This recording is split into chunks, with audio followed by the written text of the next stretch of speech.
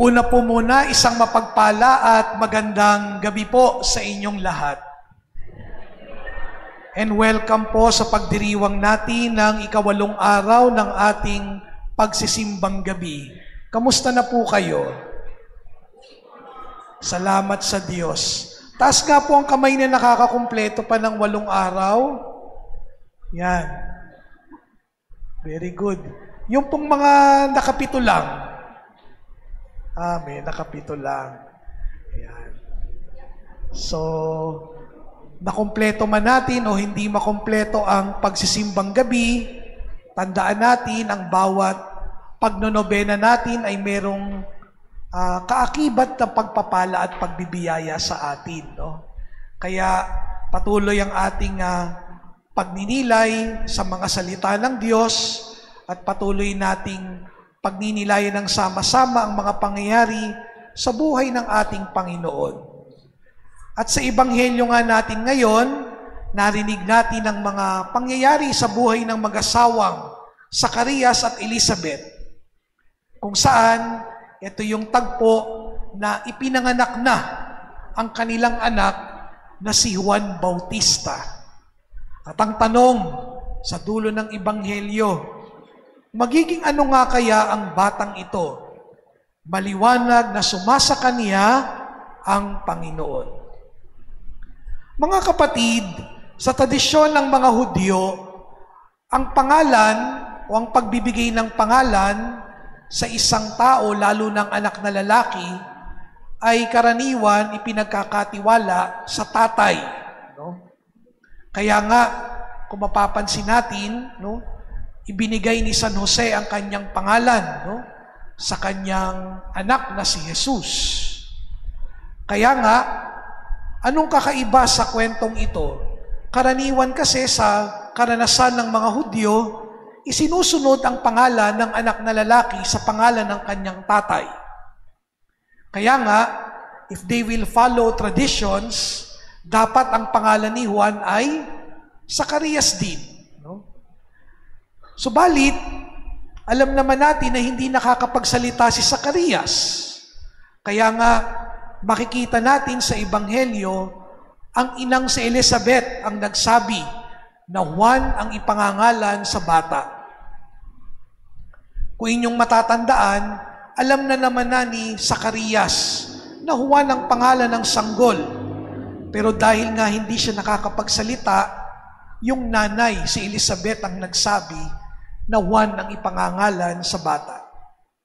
At dahil nga ito ay labas sa karaniwan, nagprotesta ang mga kamag-anak at kapitbahay nila kasi this is not in keeping with tradition. Ito talagang mga kapitbahay, tsaka mga kamag-anak, pala desisyon. No? Nakikiusyoso na nga, nakikialam pa. Yan. Kunwari, nakikigalak, pero gusto nilang manghimasok dun sa pagpapangalan, no? Kasi gusto nilang masunod yung tradisyon. Pero iba ang plano ng Diyos. Meron ng pangalan ang batang iyan, no? At unti-unti, naramdaman ng mga kapitbahay at kamag-anak na nandoon, kahit sila naramdaman nila, na parang merong misteryoso, at parang dakila ang mga nangyayari sa mga sandaling iyon sa buhay ni Zacarias at ni Elizabeth. Kaya nga, sa hudyat ng mga kapitbahay na ito, pilit nilang tinatanong si Zacarias kung umaayon ba siya. Kasi siya talaga yung lawful person na pwedeng magbigay ng pangalan. Kaya nga, anong ginawa ni Zacarias? Dahil hindi siya nakakapagsalita, binigyan siya ng masusulatan. At nung isinulat niya ang pangalang Juan, ang pangalang sinabi ng anghel, napalaya si Zacarias at muling nakapagsalita. Mga kapatid, ang ibig sabihin ng pangalang Juan ay mapagpala ang Diyos. Tunay nga, ang plano ng Diyos ay hindi mapipigilan kahit pa ng mga nangingialam ng mga kapitbahay at kamag-anak. Kahit pa nais itong hadlangan ng mga kamag-anak at kapitbahay ni Zacarias, nagtatagumpay ang plano ng Diyos. Mga kapatid, minsan sa buhay natin, mayroon ding ganoon, no? Mayroon ding mga balakid sa buhay.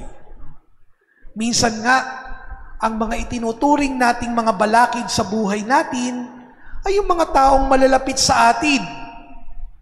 Mga kamag-anak, kapitbahay, pwedeng katrabaho, pwedeng kaklase, pwedeng kasama sa simbahan. At minsan pa nga, kahit na yan kasama natin, minsan talagang parang kontrabida, no? Sa buhay natin. No? Minsan may mga ganoon talaga. No? Sa unang tingin, akala mo'y nagmamalasakit, pero pinipigilan ang magandang plano. Meron bang ganun sa buhay nyo? Nangingiti yung ilan, parang may mga naalala. No? Alam nyo, mga kapatid, kung merong mga kontrabida sa buhay nyo, ang pinakamagandang response, una, ipagpasalamat mo na nandyan sila sa buhay mo. Bakit? Kasi baka tinuturuan kanila na maging mabuting tao. Pangalawa, maganda na siguro kapag ka merong mga ganyan sa buhay natin, ipagdasal mo sila. Sapagkat kung ang nilalaman ng iyong puso ay mula sa Diyos at ayon sa plano ng Diyos, katulad ni Zacarias at ni Elizabeth, ang Diyos na mismong gagawa ng paraan para ang lahat ay mauwi sa kabutihan. Pero, kung naghahangad ka naman ng masama sa kanila, kumbaga an eye for an eye, a tooth for a tooth, ginawan ka ng masama, gagawan ko rin ng masama. Gusto mong mapahamak sila, gusto mong malasin sila, baka mawala rin tayo sa panig ng Diyos. Kaya nga, lagi nating ipagdarasal na magkaroon tayo ng kababaang loob.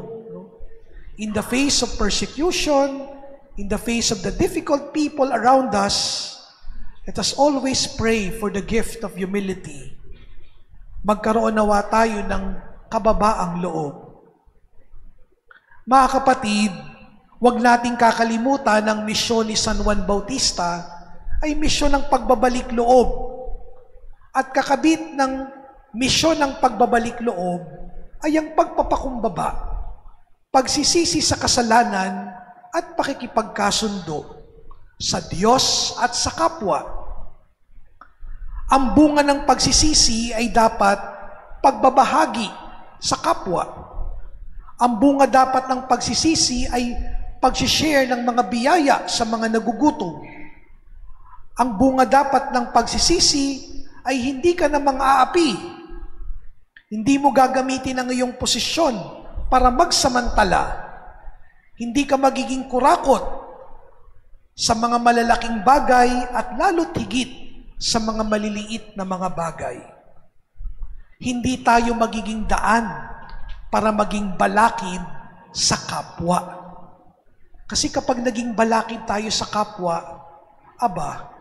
baka kabilang tayo sa mga kapitbahay at kamag-anak na hinahadlangan ang plano ng Diyos.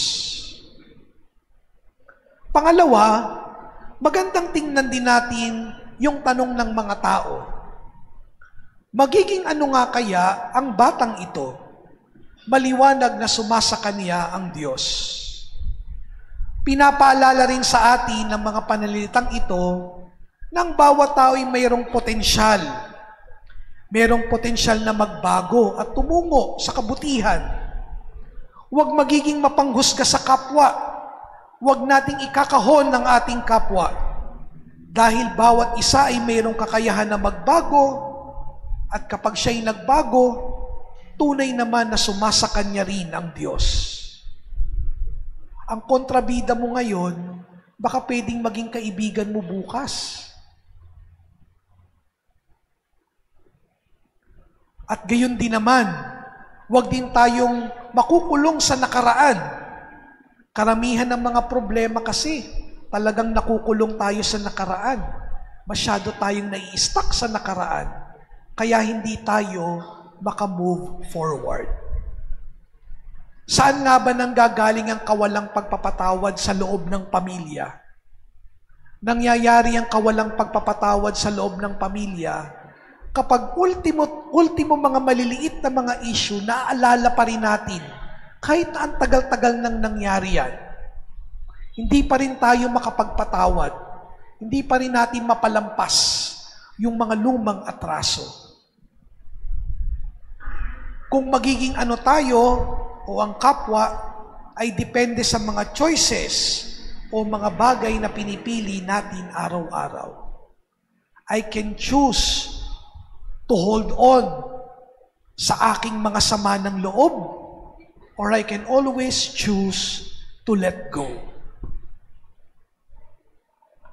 Pwedeng magbago ang tao.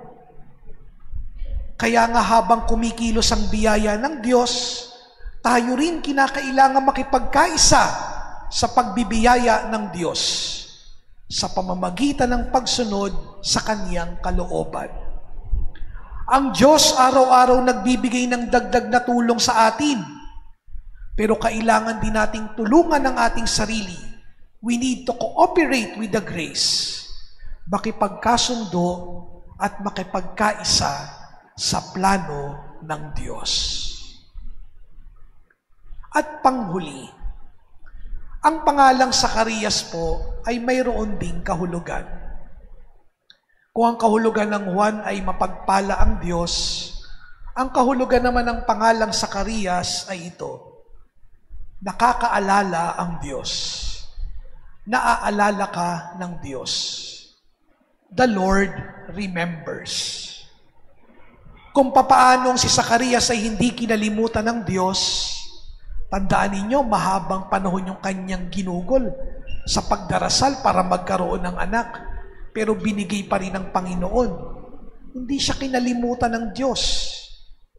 At kung papaanong si Zacarias ay hindi kinalimutan ng Diyos, tayo rin hindi kinakalimutan ng Diyos. Alam nyo, sa totoo lang, tayo minsan ang nakakalimot sa Diyos. Minsan naalala lang natin ang Diyos kapag meron ng problema.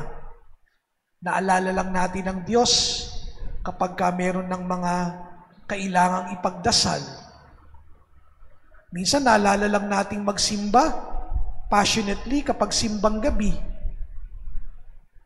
Pero pagbalik ng mga karaniwang linggo, balik na sa dati. Hindi na priority ang pagdarasal, ang pagsisimba. Hindi tayo kinakalimutan ng Diyos. Minsan kapag maayos ang buhay natin, walang problema, nalilimutan natin ang Diyos. Nalilimutan natin magpasalamat. Pero gayon man, di naman talaga kailangan ng Diyos ang pasasalamat natin.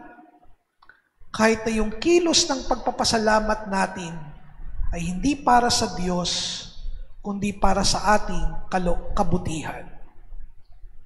Because a grateful heart remembers.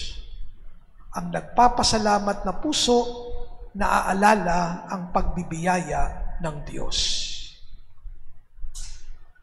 Mga kapatid, ngayong panahon ng Adbyento, malapit nang matapos ang Adbyento, ilang araw na lang, Pasko na, sana maranasan din natin yung pananahimik ni Zacarias.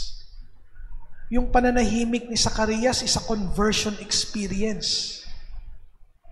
Yung kanyang pananahimik, panahon ng pananahimik, marahil yun din yung panahon ng kanyang pagdarasal. At dahil malapit nang matapos ang Adbyento, perhaps we can do a little self-examination of conscience. How have I been? And how have I become? Baka katulad ni Zacarias, kailangan nating manahimik. Kailangang maging pipi para maalala natin kung papaano tayong binibiyayaan ng Diyos. The Lord does remember. The Lord remembers us. The Lord does not abandon us.